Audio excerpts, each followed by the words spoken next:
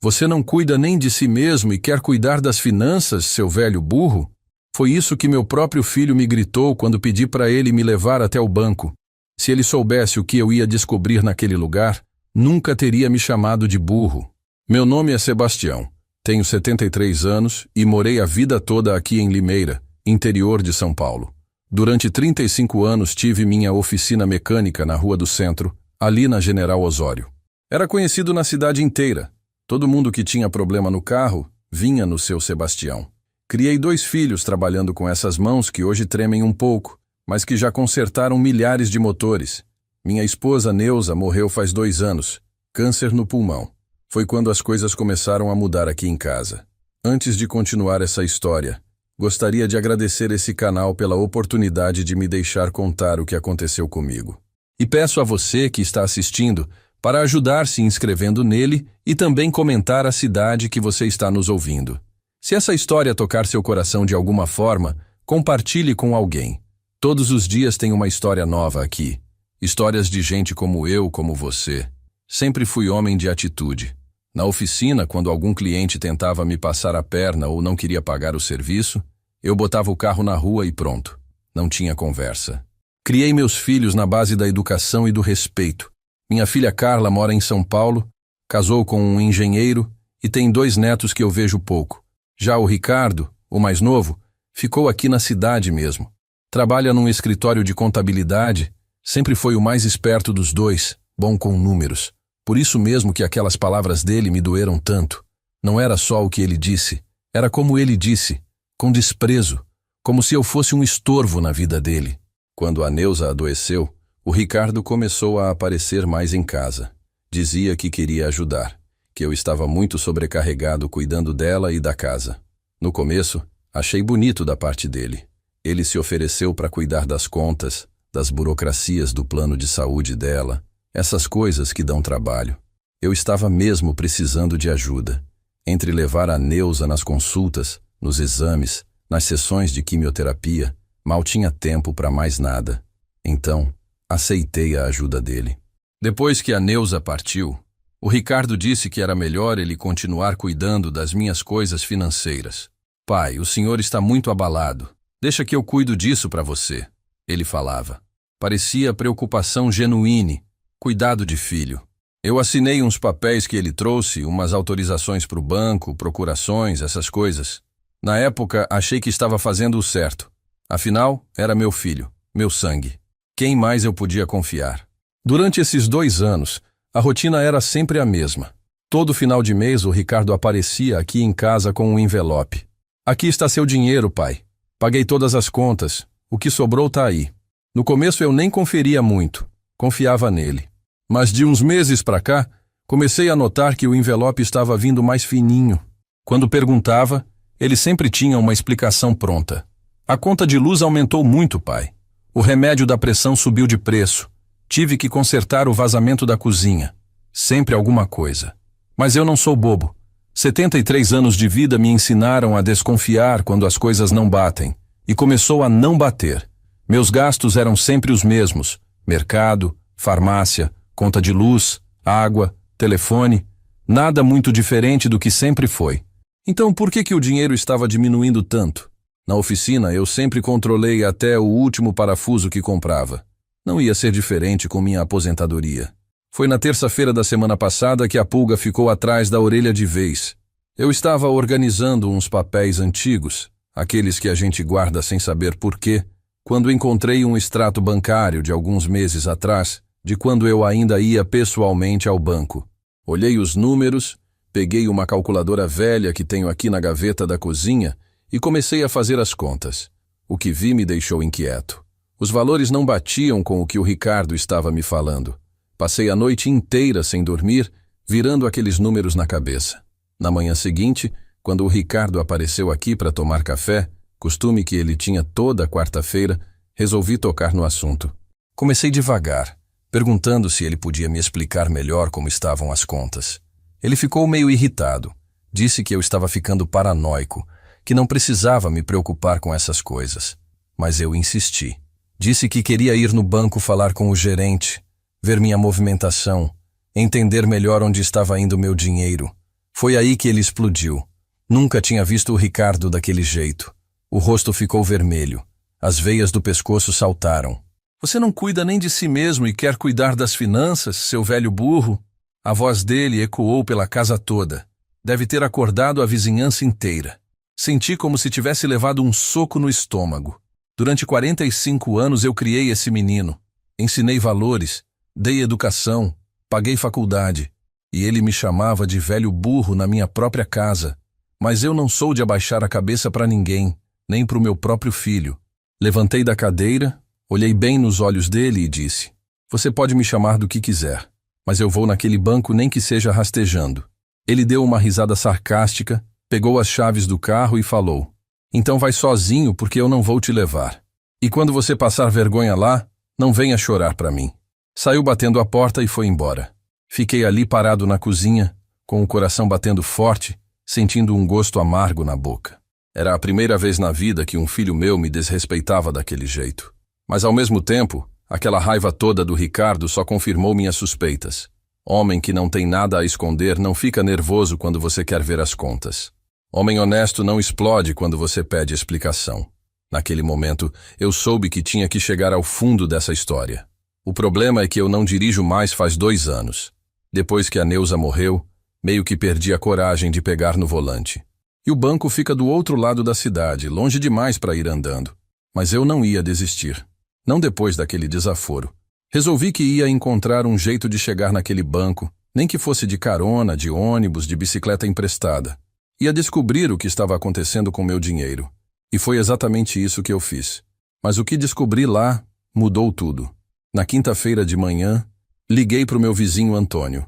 Antônio, você pode me fazer um favor? Preciso ir no banco e não tenho como. Ele não perguntou muito, só disse: claro, seu Sebastião, que horas quer ir?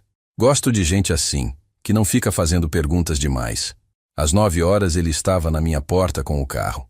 Durante o trajeto até o centro da cidade, fiquei calado, pensando no que ia falar para o gerente. Como é que você explica para um estranho que suspeita que o próprio filho está roubando você? Parece coisa de filme, de novela, mas era exatamente isso que estava acontecendo comigo. O Antônio respeitou meu silêncio. De vez em quando ele comentava alguma coisa sobre o trânsito, sobre alguma obra na rua, mas percebia que eu estava preocupado com alguma coisa. Quando chegamos na agência, agradeci a carona e disse que ele podia ir embora, que eu daria um jeito de voltar. Mas ele insistiu. Não, seu Sebastião, vou esperar o senhor aqui fora. Não custa nada. Essa é a diferença entre uma pessoa de caráter e outra. O Antônio, que nem é da minha família, se preocupou comigo.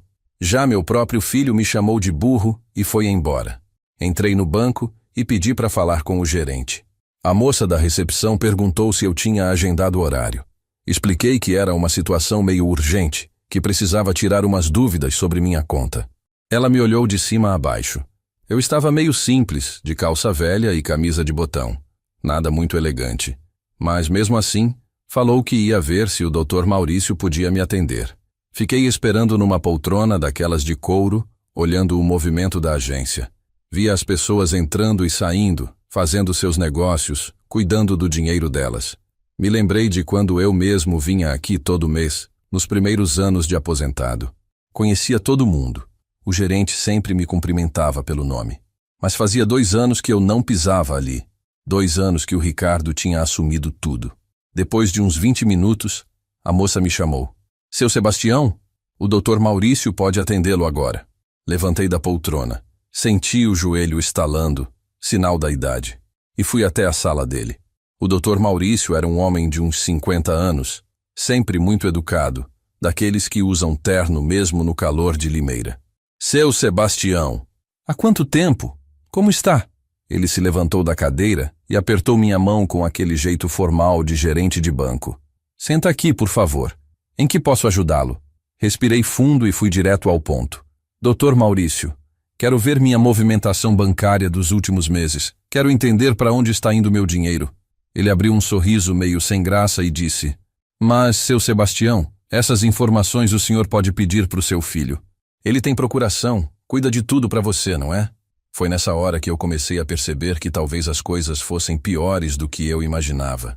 Doutor, falei olhando bem nos olhos dele, Eu quero ver com meus próprios olhos o que está acontecendo na minha conta.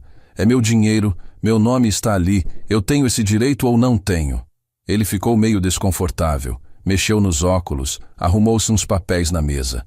Claro que tem, seu Sebastião, claro que tem. É só que... Bem, seu filho sempre vem aqui, resolve tudo. Pensei que o senhor soubesse de tudo. Pediu licença e foi até o computador. Ficou alguns minutos digitando, olhando a tela, franzindo a testa de vez em quando. Eu sentado ali, com o coração disparado, esperando ver o tamanho da encrenca. Seu Sebastião, ele disse voltando para a mesa, vou imprimir sua movimentação dos últimos 6 meses. Mas deixa eu adiantar uma coisa. Tem algumas movimentações aqui que, bem, que são frequentes. Meu estômago deu um nó. Que tipo de movimentação, doutor? Ele coçou a cabeça e falou, transferências, várias transferências para uma conta que não é a sua. A impressora começou a funcionar e ele foi buscar os papéis. Voltou com uma pilha de folhas na mão e sentou do meu lado da mesa. Olha só aqui, seu Sebastião. Começou a mostrar os números com o dedo. Todo mês entra a sua aposentadoria. Aqui. Valor certinho. Sempre no dia 5. Mas olha só essas saídas aqui. E começou a apontar linha por linha. Transferência para conta corrente número tal. Transferência para conta corrente número tal. Transferência para conta corrente número tal. Era uma atrás da outra. Valores diferentes, mas sempre altos. R$ 500 aqui, 800 ali, 1.200 lá. Meu sangue foi gelando conforme ele ia mostrando. Doutor, essa conta para onde vai esse dinheiro é de quem? Ele digitou no computador mais uma vez. É uma conta individual, no nome de Ricardo Santos Silva. Senti como se tivesse levado uma pancada na cabeça. Ricardo Santos Silva era meu filho. O nome completo dele. Doutor Maurício, me diz uma coisa. Quanto dinheiro tem na minha conta hoje? Ele olhou na tela e respondeu. R$ 215. R$ 215. Eu que trabalhei 35 anos, que juntei dinheiro a vida inteira, que tinha uma reserva considerável quando me aposentei. R$ 215 era o que sobrava de tudo. Senti as pernas fraquejarem, o mundo girando ao meu redor. E essa conta do Ricardo tem quanto? O gerente hesitou. Disse que não podia dar informação de conta de terceiros. Mas eu insisti. Doutor, é meu filho. É meu dinheiro que está indo para lá. Eu preciso saber. Ele fez uma consulta e o que disse me deixou sem chão. Tem R$ 43.000, seu Sebastião. R$ 43.000. Praticamente toda a minha reserva estava na conta dele. Durante 2 anos, meu próprio filho esteve desviando minha aposentadoria para a conta dele, me deixando apenas uns trocados para sobreviver. Doutor Maurício, como é que isso foi possível? Como é que vocês deixaram isso acontecer? Ele se defendeu dizendo que tinha procuração, que tudo estava legal no papel, que eles não podiam suspeitar de nada porque era filho cuidando das finanças do pai. Mas tinha que avisar o senhor a cada movimentação. Ele admitiu. Isso não deveria ter acontecido. Peguei todos os papéis, dobrei e coloquei no bolso da camisa. Levantei da cadeira meio trêmulo, não de velhice, mas de raiva pura. Doutor, eu quero que o senhor cancele essa procuração hoje mesmo e quero que transfira de volta todo o centavo que saiu da minha conta para os últimos 2 anos. É possível fazer isso? Ele explicou que cancelar a procuração era fácil, mas que para reaver o dinheiro, eu teria que resolver com o Ricardo, ou então procurar um advogado. Saí daquele banco outro homem. Não era mais o pai que confiava no filho, que acreditava nas desculpas, que aceitava as explicações. Era um homem que tinha descoberto a pior traição da vida dele. E a raiva que senti naquele momento não era só pela perda do dinheiro. Era pela mentira, pela humilhação, por ter sido chamado de burro pelo próprio ladrão. O Antônio estava me esperando no carro, como prometeu. Entrei sem dizer nada, ainda processando tudo o que tinha acontecido. Durante o caminho de volta para casa, ele perguntou se estava tudo bem. Respondi que sim, mas que em breve todo mundo ia ficar sabendo que não estava nada bem. Não para mim, mas para o meu filho. Passei o resto daquele dia sentado na varanda de casa, olhando para o nada, com aqueles papéis do banco nas mãos. R$ 43.000. Esse número não saía da minha cabeça. Não era só dinheiro, era o suor de uma vida inteira. Era cada madrugada que acordei para abrir a oficina. Cada ferramenta que comprei juntando moedinha por moedinha. Cada cliente chato que aguentei com um sorriso no rosto. À noite, quando fui dormir, as memórias começaram a vir. Lembrei de quando o Ricardo tinha 15 anos e veio me pedir uma bicicleta nova. A dele tinha quebrado e ele queria uma mountain bike igual a do amigo da escola. Na época, eu estava passando por dificuldades na oficina, cliente inadimplente, movimento fraco. Mas quando vi o olho dele brilhando de vontade, não consegui dizer não. Vendi minha furadeira elétrica, uma das poucas ferramentas boas que eu tinha, para comprar aquela bicicleta para ele. Lembrei também de quando ele fez 18 anos. Queria dar uma festa grande, convidar os amigos da faculdade, fazer aquela coisa toda. Eu e a Neuza não tínhamos condições naquela época, mas mesmo assim fizemos um esforço danado. Peguei um empréstimo no banco, aquele mesmo banco onde descobri a traição dele para pagar a festa. Durante 2 anos paguei aquele empréstimo trabalhando aos sábados e domingos para cobrir as parcelas. O Ricardo nem soube disso. Para ele, a festa tinha saído de graça. E quando ele se formou em administração? Nossa, como eu fiquei orgulhoso naquele dia. Comprei terno novo, gravata, sapato social, tudo para o meu filho ver que o pai dele estava apresentável na formatura dele. A Neuza chorou na cerimônia de emoção, de orgulho. Nosso menino conseguiu, Sebastião, ela falava. É o primeiro da família a ter diploma universitário. E era mesmo. Nem eu nem ela tínhamos terminado nem o ensino médio. Ver ele de beca, recebendo o canudo, foi um dos dias mais felizes da minha vida. Depois da formatura, ele passou uns meses desempregado. Eu não aguentava ver meu filho formado parado em casa, então comecei a ajudar financeiramente. É só até ele arrumar emprego, eu falava para Neuza. Pagava a gasolina do carro dele, dava uma ajuda para o lanche, para os gastos pessoais. Quando ele finalmente arrumou trabalho, no escritório de contabilidade, eu que paguei as roupas sociais que ele precisava. Pai, depois eu devolvo esse dinheiro. Ele sempre falava. Nunca devolveu 1 centavo. E o casamento? Meu Deus, o casamento. Ele quis casar com a Patrícia numa festa que custou mais do que eu ganhava em 1 ano inteiro. Pai, é uma vez só na vida, ele argumentava. Eu quero que seja especial. Especial foi. Especial para quebrar as pernas do sogro dele. Porque o pai da noiva não tinha condições. Então sobrou tudo para mim. Igreja, buffet, banda, vestido da noiva, lua de mel em Maceió. Tudo eu que paguei. Vendi até meu carro velho para ajudar a custear aquela festa. Quando o casamento acabou, depois de apenas 3 anos, adivinha quem que bancou o advogado da separação?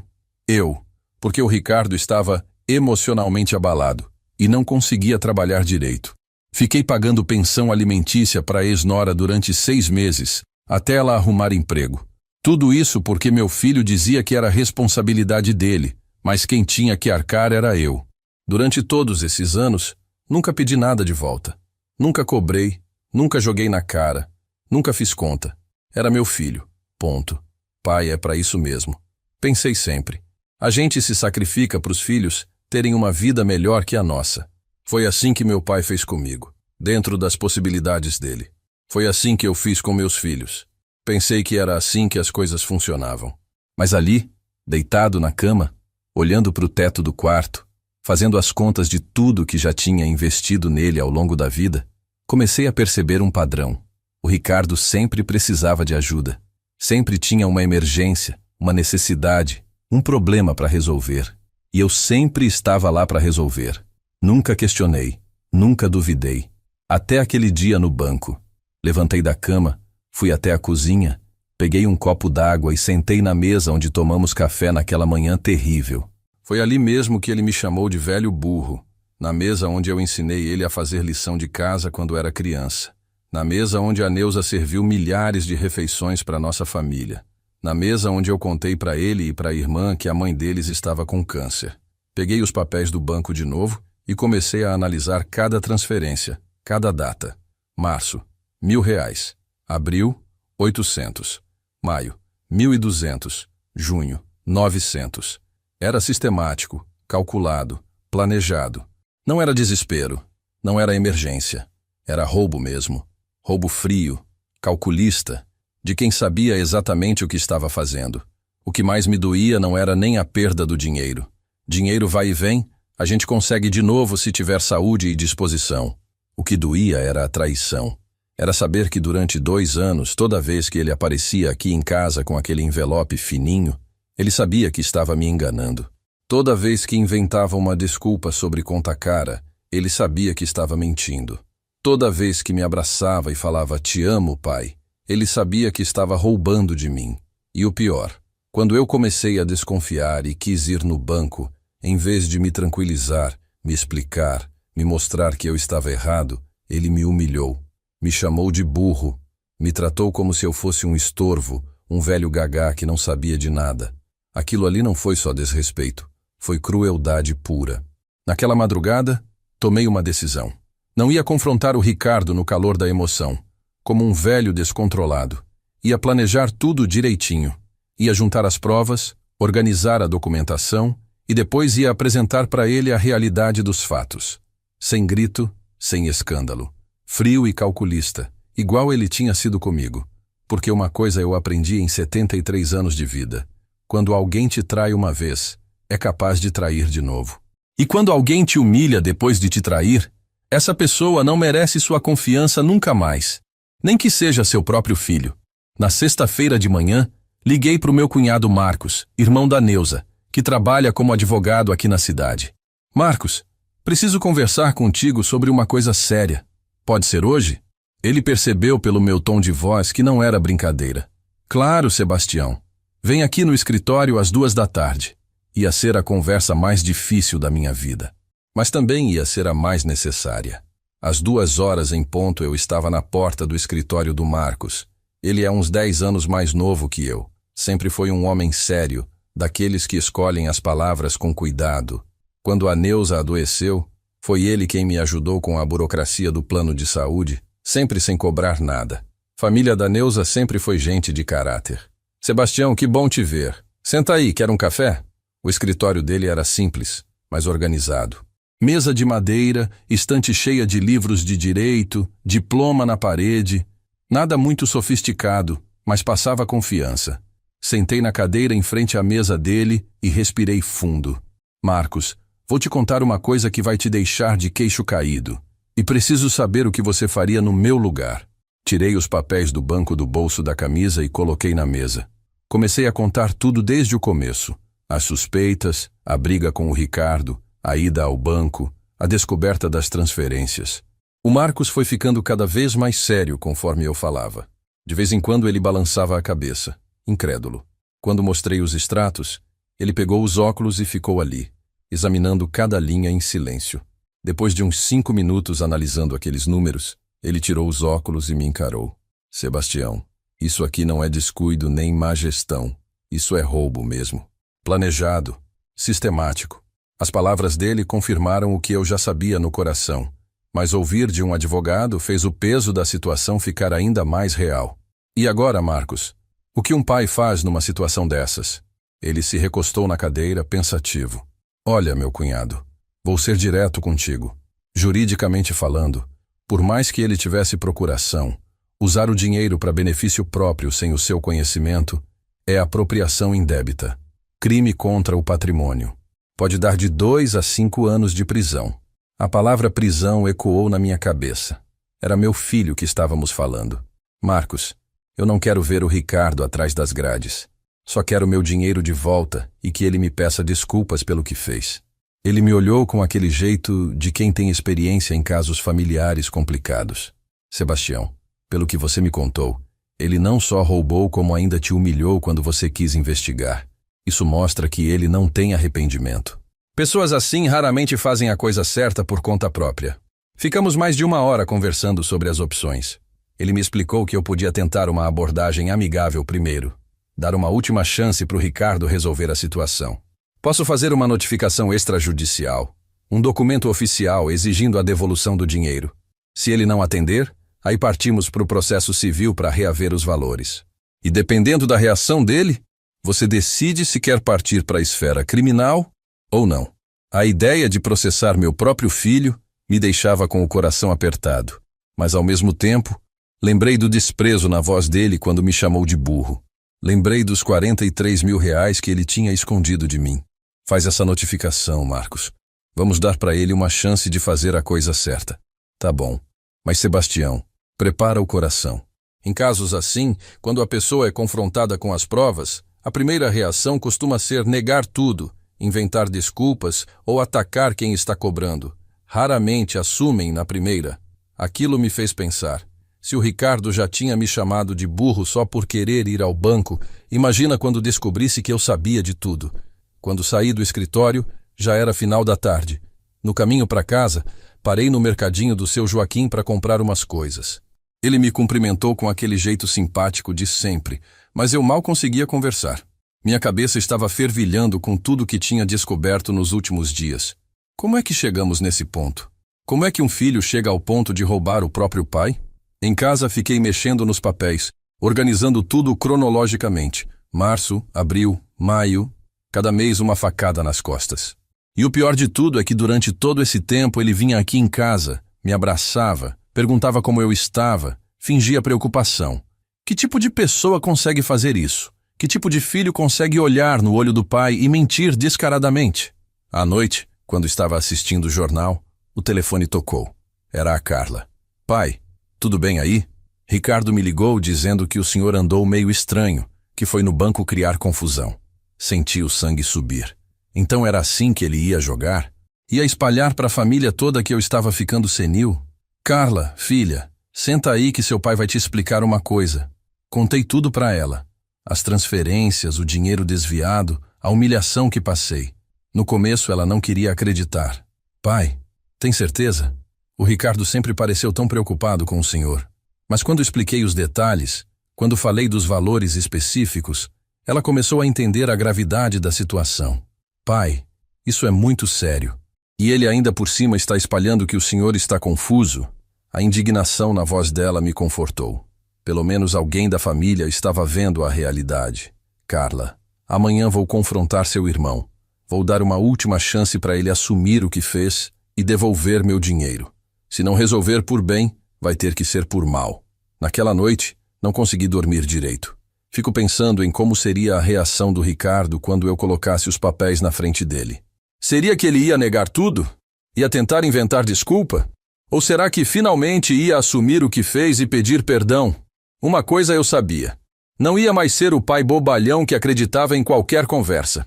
73 anos de vida me ensinaram que quando alguém te trai uma vez, é capaz de trair de novo. E quando essa pessoa ainda por cima te humilha depois de te roubar, não merece mais nem respeito nem consideração. O Ricardo ia descobrir que o velho burro que ele pensava que eu era, na verdade, era mais esperto do que ele imaginava. Na segunda-feira de manhã, o Marcos me ligou. Sebastião, a notificação está pronta. Quer que eu leve na casa do Ricardo ou prefere fazer isso pessoalmente? Não hesitei nem um segundo. Eu mesmo vou entregar. Quero ver a cara dele quando descobrir que o velho burro sabe de tudo. Às 10 horas da manhã, eu estava na porta da casa do Ricardo. Uma casa bonita, de classe média, que ele tinha comprado 2 anos atrás, coincidentemente na mesma época que assumiu minhas finanças. Agora, eu entendia como ele tinha conseguido dar entrada naquela casa, com meu próprio dinheiro. Toquei a campainha e esperei. Ouvi passos do lado de dentro, depois a voz dele perguntando quem era. É seu pai, Ricardo. Abre aí. A porta se abriu e ele apareceu de roupão, cara de quem tinha acabado de acordar. Já passava das 10 da manhã e ele ainda estava dormindo. Com meu dinheiro suado, dava para ter esse luxo mesmo. Pai, o que o senhor está fazendo aqui tão cedo? Entrei sem ser convidado. Conhecia a casa. Já tinha vindo algumas vezes para almoço de domingo, quando ainda achava que tinha um filho honesto. Vim conversar contigo sobre umas coisas importantes. Senta aí. Apontei para o sofá da sala como se fosse eu o dono da casa. Ele sentou meio desconfiado, ainda sonolento. Que coisas importantes, pai? Tirei os papéis do bolso, os extratos do banco e a notificação do advogado. E coloquei na mesa de centro bem na frente dele. Ricardo, vou te fazer uma pergunta e quero que você responda olhando nos meus olhos. O que você tem feito com o meu dinheiro? A mudança na expressão dele foi instantânea. A cara de sono sumiu. Os olhos arregalaram um pouco, e eu vi aquele nervosismo que só aparece quando a pessoa é pega no flagra. Como assim, pai? Eu cuido das suas contas, pago tudo certinho. Peguei o primeiro extrato e mostrei para ele. Ricardo, aqui diz que no mês de março você transferiu R$1.000 da minha conta para sua conta. Me explica isso aí. Ele pegou o papel, fingiu que estava analisando, ganhou tempo. Pai, Isso aqui deve ser algum engano do banco. Ou então foi alguma conta que eu paguei por você e depois... Interrompi ele na mesma hora. Ricardo, para de mentir. Eu fui no banco, conversei com o doutor. Maurício, vi tudo. Durante 2 anos você desviou meu dinheiro para sua conta. 43 mil reais, para ser exato. O silêncio que se fez naquela sala foi ensurdecedor.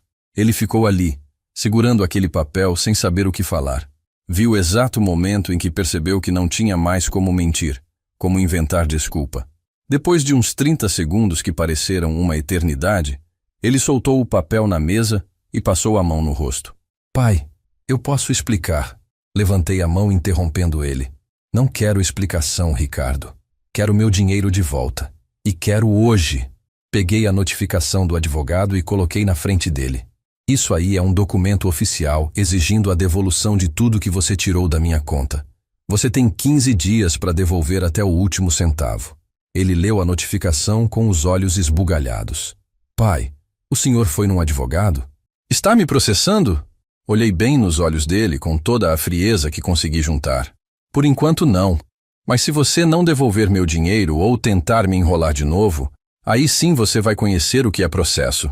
E apropriação indébita da cadeia, meu filho, de 2 a 5 anos. A reação dele foi exatamente o que o Marcos tinha previsto. Em vez de assumir o erro e pedir desculpas, ele partiu pro ataque. Pai, o senhor está exagerando. Eu nunca roubei nada de ninguém. Esse dinheiro eu usei para pagar coisas suas, para resolver problemas que o senhor nem ficava sabendo. Era mentira descarada, e nós 2 sabíamos disso. Ricardo, para de mentir na minha cara. Minha voz saiu mais alta do que eu queria, mas já estava perdendo a paciência. Eu vi cada transferência, cada data, cada valor. Você não usou esse dinheiro para pagar nada meu. Usou para você, para o seu conforto, para suas coisas. E ainda por cima, quando eu quis ir no banco ver as contas, você me chamou de velho burro. Ele mudou de estratégia na mesma hora.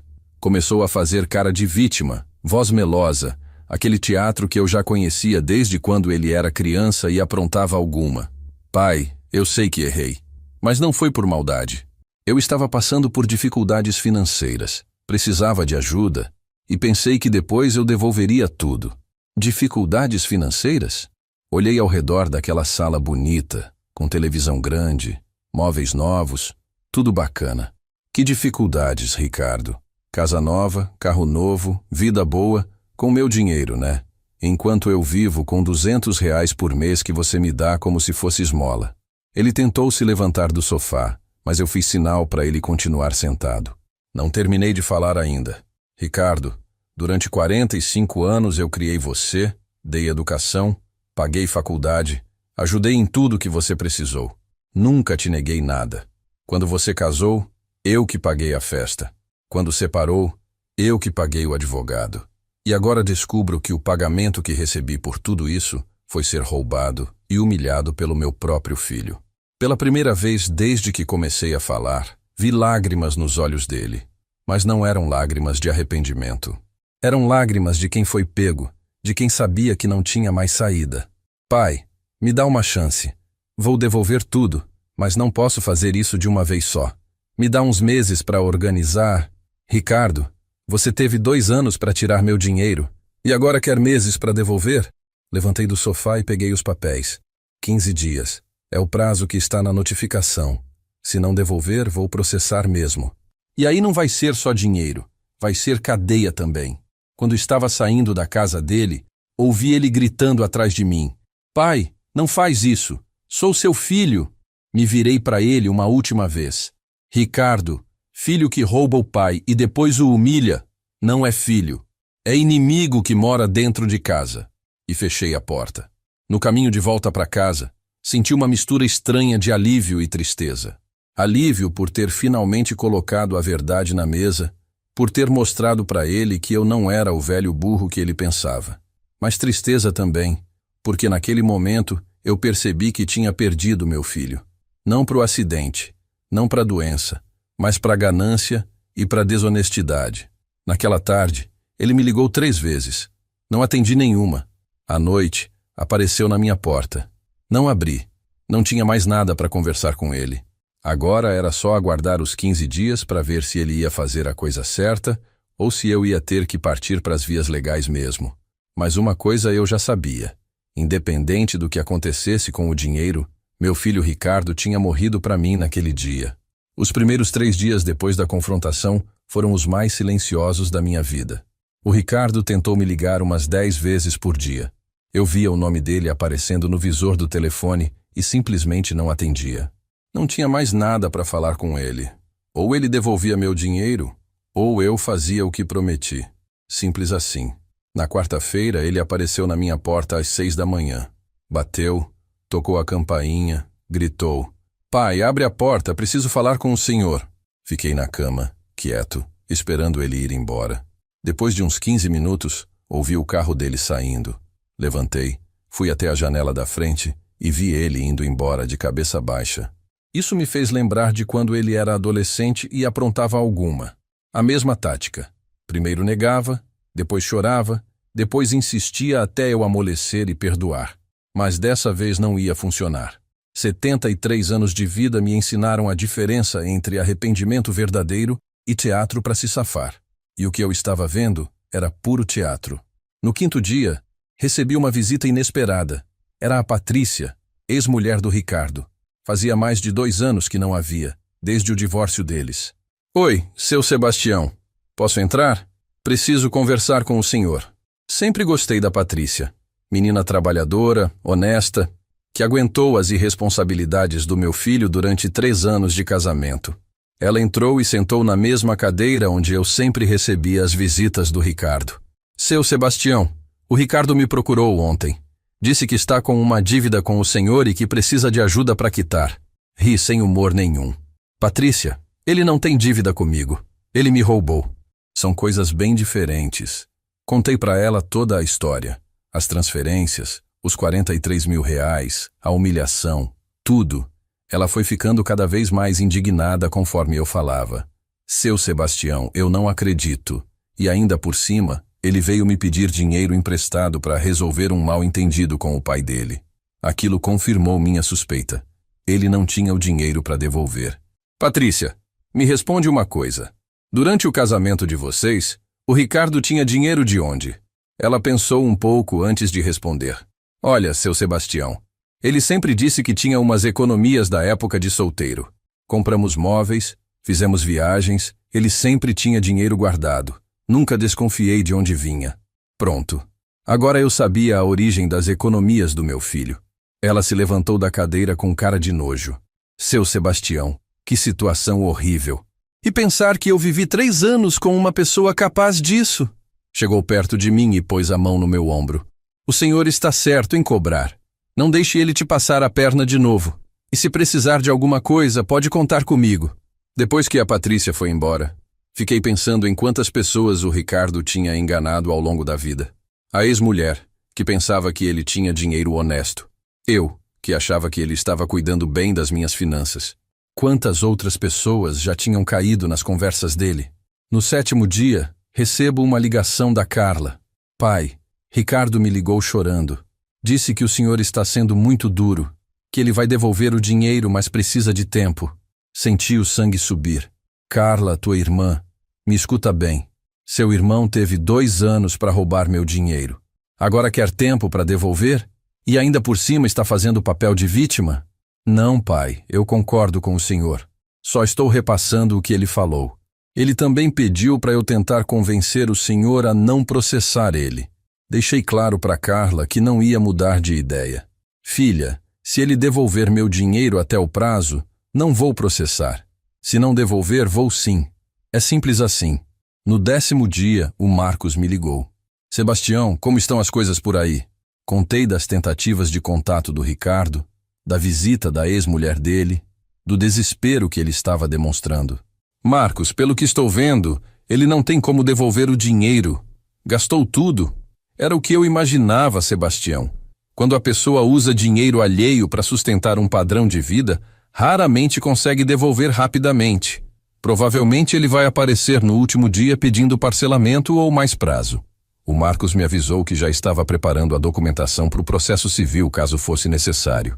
No 12º dia, aconteceu algo que me deixou com ainda mais raiva. Encontrei o seu Antônio, Meu vizinho que me levou ao banco na padaria. Seu Sebastião, soube que o senhor está com problema com o Ricardo. Fiquei surpreso. Como assim, Antônio? Ele me contou que o Ricardo tinha ido na casa dele, pedindo para ele conversar comigo, dizendo que eu estava exagerando numa briga boba entre pai e filho.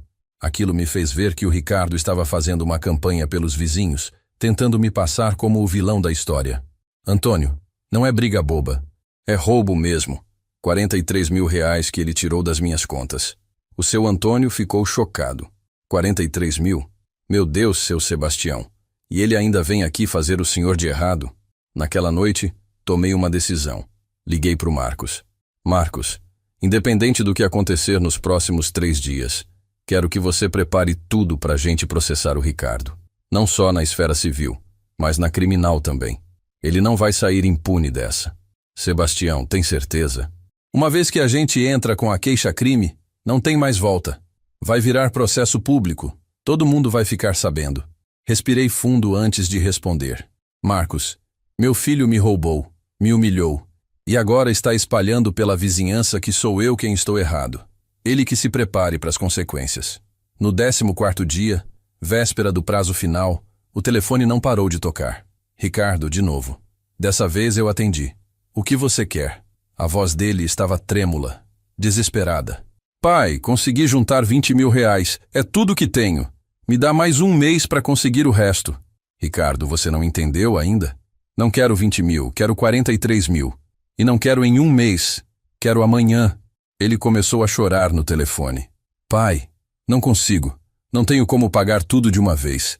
Pelo amor de Deus, sou seu filho. Desliguei o telefone na cara dele.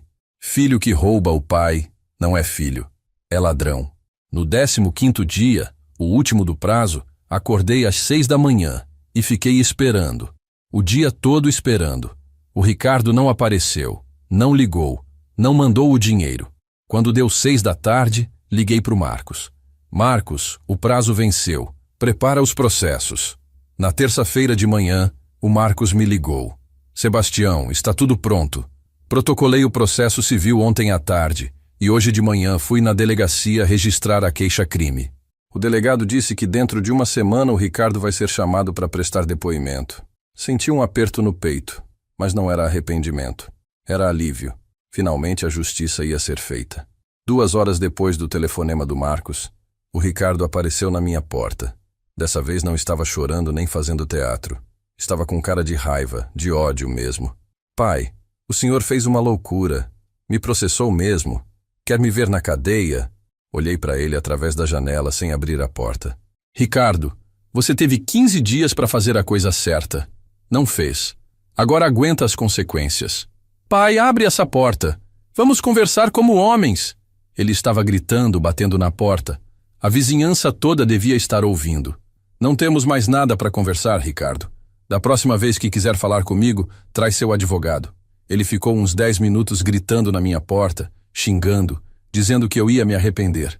Quando foi embora, senti pena da pessoa que meu filho tinha se tornado. No dia seguinte, recebo uma visita que não esperava. Era Dona Maria, vizinha de muitos anos, mãe do seu Antônio. Seu Sebastião, posso falar com o senhor? Ela entrou meio sem jeito, daquele jeito de quem não sabe bem como tocar num assunto delicado. Seu Sebastião, é verdade que o senhor processou o Ricardo? Expliquei para Dona Maria toda a situação. Mostrei os papéis, os extratos, contei da humilhação. Ela foi ficando cada vez mais chocada. Meu Deus do céu, seu Sebastião, 43 mil reais? E ainda por cima te chamou de burro? Quando terminou de ouvir tudo, ela balançou a cabeça com indignação. O senhor fez certo. Filho assim não merece consideração nenhuma.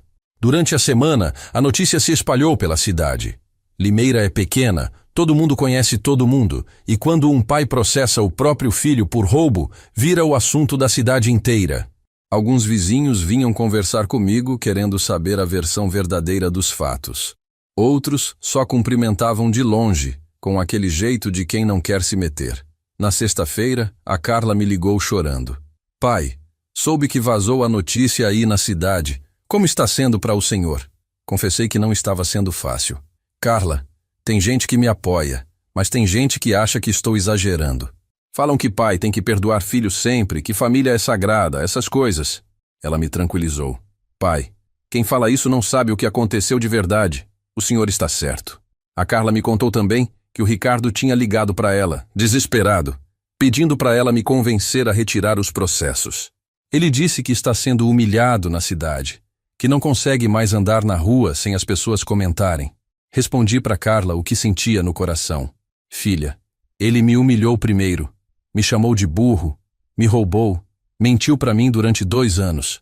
Agora que aguente ser humilhado também. Na semana seguinte, o Ricardo foi chamado para prestar depoimento na delegacia. O Marcos me contou que ele apareceu lá com o advogado, tentou negar tudo no começo, mas quando foram apresentados os extratos bancários e as transferências, não teve como escapar. Sebastião, ele assumiu que fez as transferências, mas alega que era para pagar contas suas. Mentira descarada, mas é a defesa que arrumaram.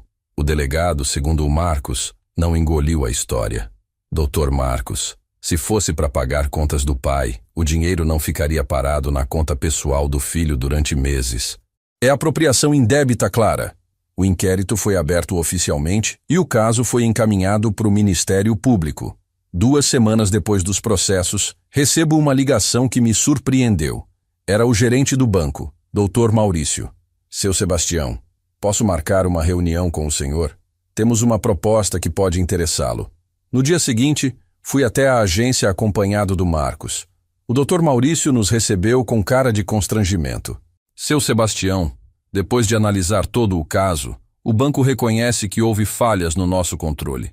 Deveríamos ter comunicado ao senhor sobre as movimentações frequentes da sua conta.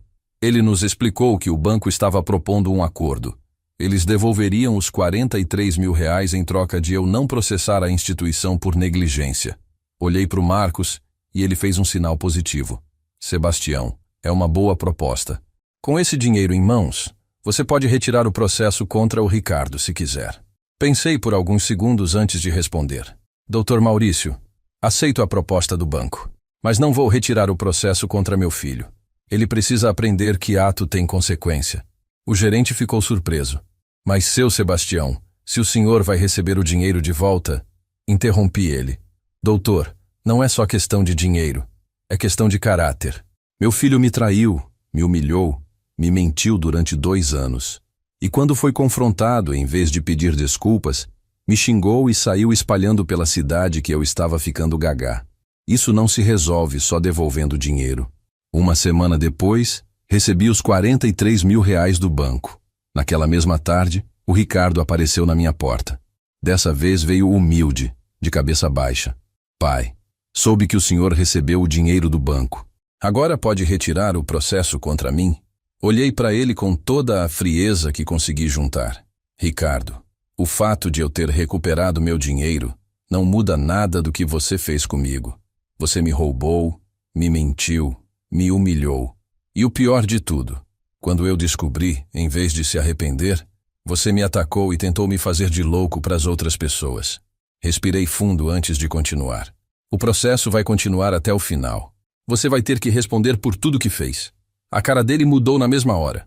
Voltou a ficar com raiva, com ódio. Pai, então o senhor quer mesmo me ver na cadeia? É isso? Quer destruir a vida do próprio filho? Respondi sem hesitar. Ricardo, quem destruiu foi você. Quando decidiu me roubar, quando decidiu me mentir, quando decidiu me humilhar. Eu só estou fazendo justiça. Ele foi embora xingando, dizendo que eu ia me arrepender, que nunca mais ia me ver. Fechei a porta e pela primeira vez em meses me senti em paz. Tinha meu dinheiro de volta, tinha minha dignidade restaurada e tinha a certeza de que estava fazendo a coisa certa. Porque justiça não é só recuperar o que foi roubado. Justiça é fazer com que quem errou assuma as consequências dos próprios atos. E depois de 73 anos de vida, eu tinha aprendido que às vezes fazer justiça dói mais em quem aplica do que em quem recebe. Mas mesmo assim, tem que ser feita. 2 meses depois dos processos, descobri uma coisa que não esperava. Não era só eu que estava sendo julgado em Limeira. O Ricardo também. E pelo que eu via, ele estava perdendo feio nesse julgamento popular. Toda vez que ele aparecia na rua, as pessoas viravam a cara, sussurravam, apontavam. Cidade pequena é assim mesmo. Todo mundo sabe de tudo. E ninguém esquece nada. Na padaria do seu José, onde eu comprava pão há mais de 20 anos, a situação ficou constrangedora para ele. Seu Sebastião, o seu José me falou reservadamente. O Ricardo veio aqui ontem e pediu fiado. Disse que estava com dificuldades financeiras. Eu não soube o que fazer.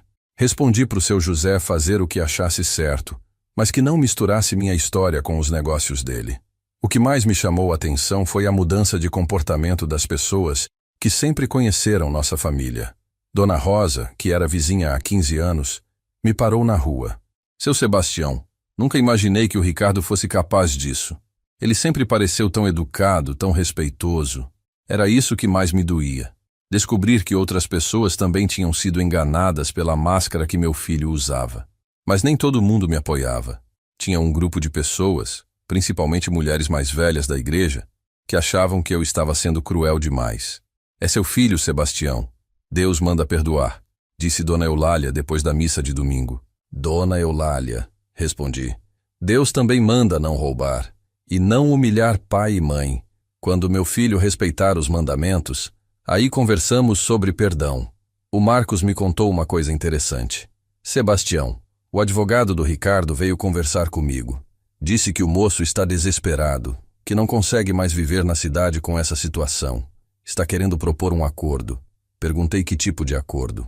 Ele quer confessar tudo, pedir desculpas oficialmente e, em troca, você retira a parte criminal do processo. Pensei naquela proposta durante dias. Por um lado, ver meu filho confessando publicamente seria a justiça que eu queria. Por outro, retirar a parte criminal significava que ele não ia ter ficha suja, não ia ter antecedentes. Marcos, que garantia eu tenho de que ele não vai fazer a mesma coisa com outra pessoa no futuro? Durante essas semanas de reflexão, aconteceu algo que não esperava. O seu Manoel, dono da oficina mecânica do lado de onde era a minha, me procurou. Sebastião, posso te contar uma coisa em segredo? Ele me revelou que o Ricardo tinha tentado aplicar um golpe parecido nele. Ele veio aqui dizendo que você estava doente, precisando de dinheiro para o tratamento, e pediu emprestado R$ 5.000. Eu ia dar, mas alguma coisa me fez desconfiar. Aquilo me deixou com mais raiva ainda. Descobrir que meu filho estava usando até minha saúde para enganar outras pessoas foi a gota d'água. Seu Manoel, o senhor fez bem em desconfiar. Minha saúde está boa, graças a Deus, e eu nunca pediria dinheiro emprestado usando meu filho como intermediário. Foi nesse momento que tomei uma decisão definitiva sobre o acordo. Liguei para o Marcos. Marcos, aceito a proposta, mas com condições. Ele confessa tudo publicamente. Pede desculpas na frente de todo mundo. E, além disso, tem que indenizar todas as pessoas que ele tentou enganar usando meu nome. Só assim retiro a parte criminal. O Marcos achou a condição justa. Sebastião, vou passar isso para o advogado dele, mas acho que ele vai aceitar. Pelo que estou vendo, o moço está com medo de ir preso mesmo. 3 dias depois, o Marcos me ligou. Sebastião, ele aceitou todas as condições. Quer marcar a audiência para a semana que vem? Naquela semana que antecedeu a audiência, comecei a ficar nervoso de um jeito que não esperava. Não era medo, não era ansiedade.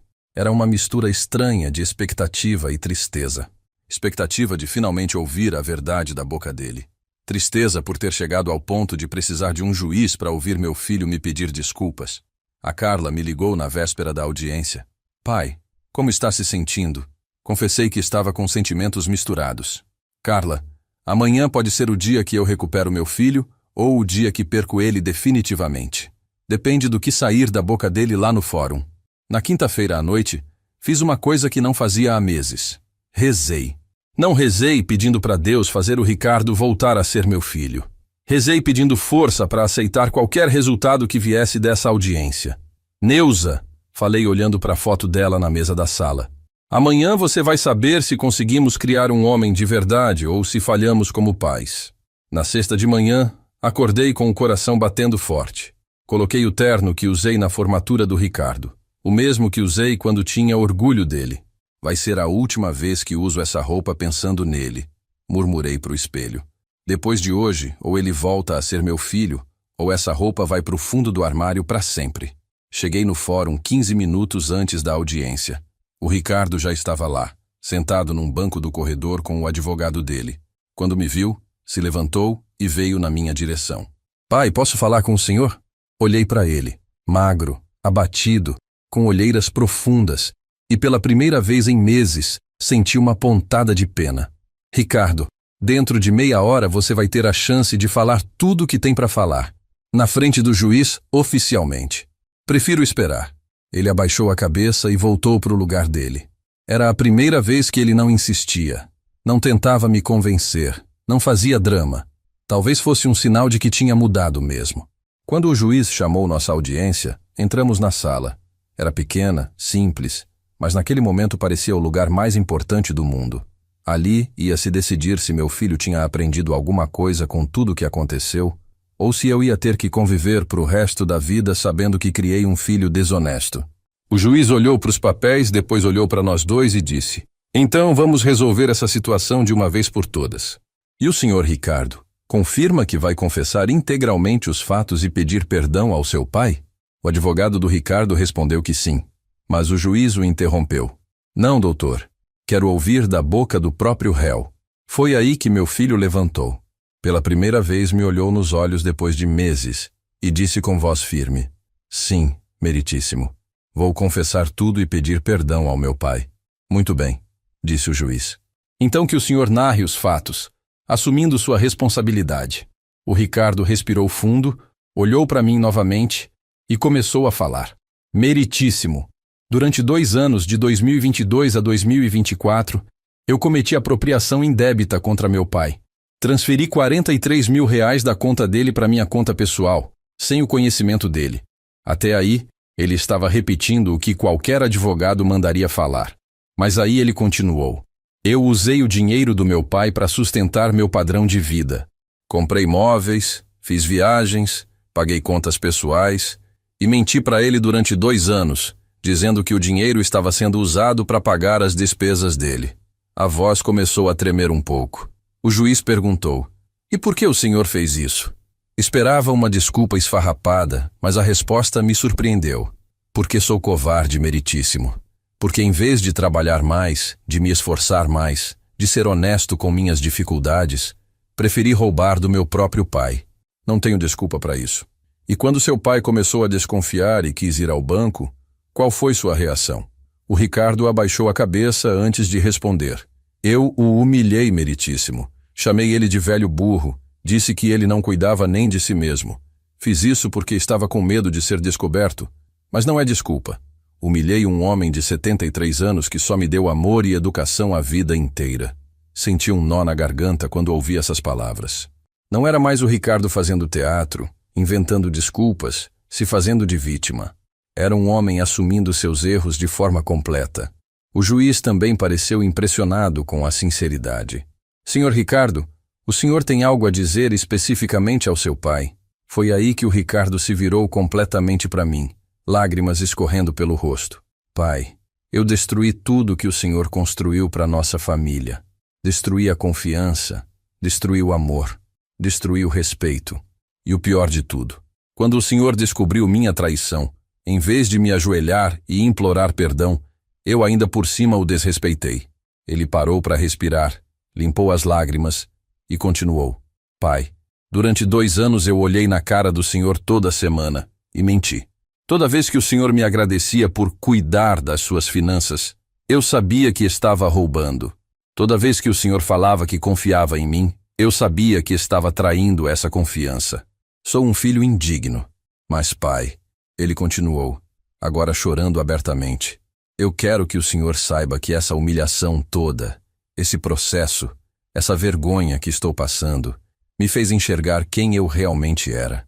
Um homem fraco, covarde, que preferia roubar do próprio pai a assumir suas próprias dificuldades. E por isso eu peço perdão. Não peço esperando que o senhor me perdoe, porque sei que não mereço. Peço porque é a única coisa decente que posso fazer agora. O silêncio na sala era total. Eu, o juiz, os advogados, todo mundo estava absorvendo aquelas palavras. Pela primeira vez em meses, eu estava vendo meu filho de verdade. Não o mentiroso, não o ladrão, não o covarde, mas o homem que eu tentei criar, assumindo seus erros e pedindo perdão, sem esperar nada em troca. O juiz quebrou o silêncio. Senhor Sebastião, o senhor gostaria de se manifestar? Levantei devagar, olhei para o Ricardo, depois para o juiz.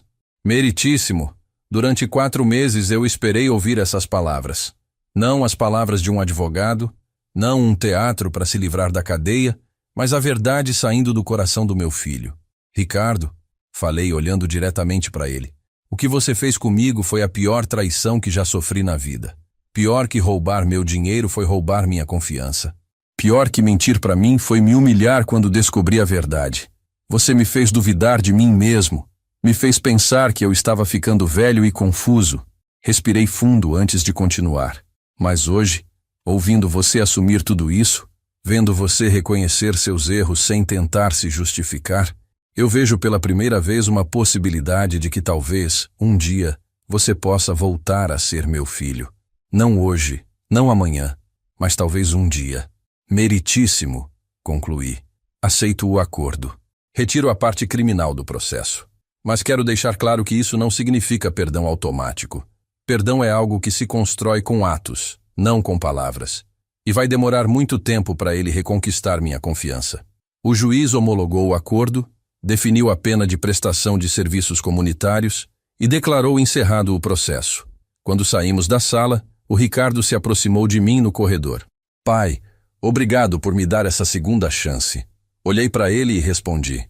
Ricardo, não estou te dando segunda chance. Estou te dando a primeira chance de mostrar quem você realmente é.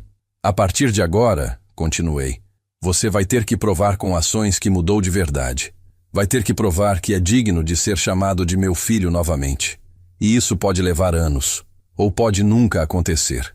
Depende só de você. Quando chegou na porta do fórum, ele se virou para mim uma última vez. Pai, eu vou passar o resto da minha vida tentando merecer seu perdão, mesmo que nunca consiga. E foi embora. Fiquei ali parado, vendo meu filho se afastar. E pela primeira vez em meses, senti que talvez, apenas talvez, eu não tivesse perdido ele para sempre. Mas isso era apenas o começo de uma longa jornada de reconstrução. Ou talvez de um adeus definitivo. Só o tempo diria. Hoje faz exatamente 1 ano que tudo isso começou. 1 ano desde aquele dia em que meu filho me chamou de velho burro e minha vida mudou para sempre. Estou sentado aqui na mesma varanda onde costumava receber as visitas dele, olhando para os papéis que guardei de toda essa história. Extratos bancários, notificações, atas de audiência, documentos de uma guerra que ninguém queria lutar, mas que precisava ser lutada.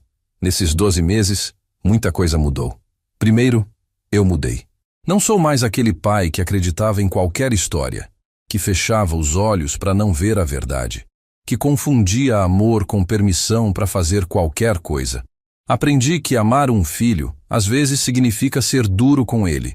Significa não aceitar desculpas quando não há desculpa possível. A cidade também mudou comigo. No começo era a história do seu Sebastião que processou o próprio filho. Hoje virou o exemplo do seu Sebastião que não deixou ser enganado. Pelo menos 3 pais já vieram conversar comigo sobre situações parecidas. Meu filho também está fazendo isso comigo. Minha filha pega dinheiro sem avisar. Não sei se tenho coragem de tomar uma atitude. Eu sempre falo a mesma coisa. Coragem você tem que arranjar, porque se não fizer nada, eles vão continuar fazendo. O Ricardo é um capítulo à parte. Nos primeiros 6 meses depois da audiência, ele tentou me procurar várias vezes. Mandava cartinhas, deixava recados com os vizinhos, aparecia de longe só para me ver na rua. Eu não respondia, não dava atenção. Havia dito que ele precisava provar com ações, não com palavras. Foi há 3 meses que começou a acontecer algo diferente. Descobri pelo seu Antônio que o Ricardo estava fazendo a prestação de serviços dele no asilo da cidade, cuidando dos velhinhos, ajudando na limpeza, conversando com pessoal que não recebia visita. Seu Sebastião, me contou o seu Antônio. O moço chega lá todo dia, não falta nunca, trata todo mundo com carinho. 2 semanas depois dessa conversa, eu estava na farmácia quando ouvi uma senhora falando com a farmacêutica. Aquele rapaz que trabalha no asilo, o Ricardo, é um anjo. Cuida do meu pai como se fosse filho dele. E nunca pede nada, nunca reclama. Senti algo estranho no peito. Orgulho? Esperança? Não sabia bem o que era. Mês passado, a Carla me ligou com uma notícia. Pai, soube que Ricardo está fazendo faculdade à noite. Curso de assistência social. Disse que quer trabalhar com pessoas idosas. Perguntei se ela tinha falado com ele. Falei sim, pai. Ele não perguntou do senhor, não mandou recado. Só disse que está tentando aprender a cuidar das pessoas de verdade, não só fingir que cuida. Na semana passada aconteceu algo que me deixou pensativo. Estava no mercado quando o Ricardo entrou. Fazia mais de 8 meses que não o via de perto. Estava diferente, mais magro, mais sério, com jeito de quem carrega um peso nas costas. Quando me viu, não veio falar comigo. Só acenou de longe com respeito e continuou fazendo as compras dele. Foi aí que percebi que ele tinha entendido a mensagem. Não estava mais tentando me convencer, não estava mais forçando uma reaproximação.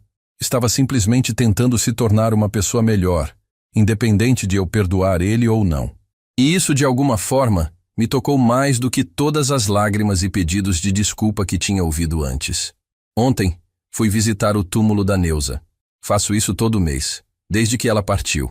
Levo flores, converso com ela, conto as novidades. Dessa vez, falei sobre toda essa situação com o Ricardo. Neuza, disse olhando para a foto dela no túmulo.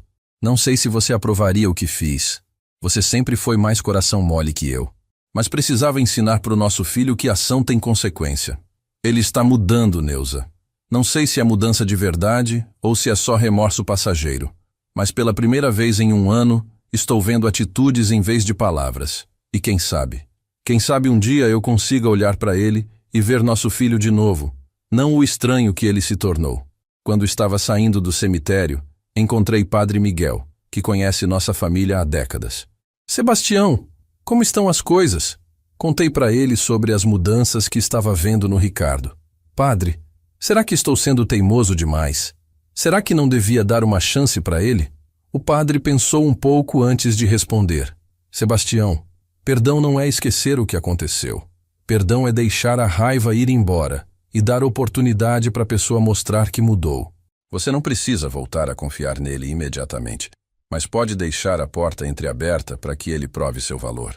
Voltando para casa, fiquei pensando nas palavras do padre. Talvez tenha chegado a hora de pelo menos reconhecer o esforço que o Ricardo está fazendo. Não voltar a ser pai e filho como antes. Isso talvez nunca mais seja possível, mas talvez começar a construir algo novo. Esta noite, pela primeira vez em 1 ano, vou fazer uma coisa que não fazia. Vou rezar pelo meu filho. Não vou rezar pedindo para Deus me dar força para perdoar, porque perdão não se força. Vou rezar pedindo para Deus me dar sabedoria para reconhecer se a mudança dele é verdadeira. E se for, coragem para dar a ele a chance que todo filho merece de reconquistar o amor do pai. Porque no final das contas, aprendi uma coisa nesses 74 anos de vida. A gente pode perder dinheiro e recuperar. Pode perder confiança e reconstruir. Mas filho, por mais que decepcione, por mais que machuque, continua sendo filho. E às vezes, só às vezes, vale a pena acreditar que pessoas podem mudar de verdade. Se você está ouvindo essa história e passou por algo parecido, não aceite ser enganado por ninguém, nem pelo próprio filho. Mas também não feche o coração completamente. Dê tempo ao tempo, cobre mudanças verdadeiras e quem sabe você também não descubra que vale a pena acreditar numa segunda chance. Porque no fim, a maior vitória não foi recuperar meu dinheiro. Foi descobrir que eu ainda sou capaz de ter esperança. E isso, ninguém pode roubar de mim. Comenta aí se isso já aconteceu contigo ou com alguém da sua família. Comenta também de que cidade está ouvindo essa história. E se ela tocou teu coração de alguma forma, compartilha com alguém que precisa saber que não está sozinho nessa luta. Porque todos nós, de uma forma ou outra, já fomos traídos por quem mais amamos. Mas nem por isso precisamos desistir de amar.